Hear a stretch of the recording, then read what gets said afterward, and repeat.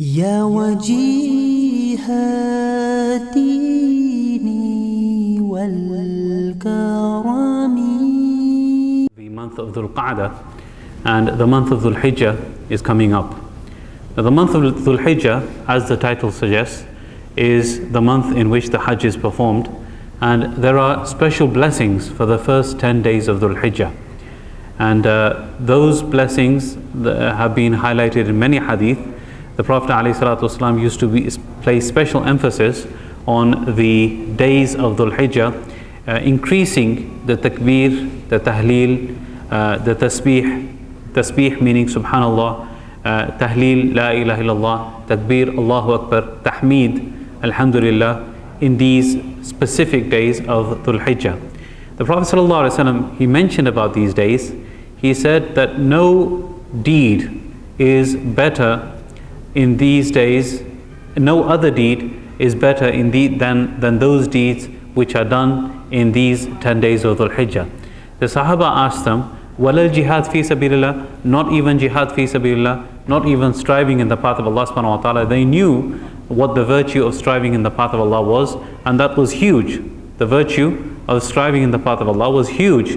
The Prophet ﷺ said, not even jihad fi sabilillah, except if a person goes out in the path of Allah subhanahu wa ta'ala and he basically loses everything. He spends everything, his life, his wealth, everything that he ever had.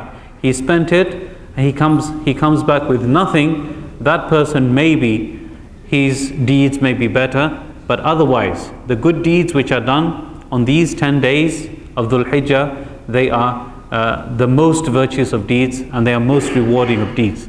So in these 10 days, we should try to fast during the daytime. It will be, of course, nafil fast.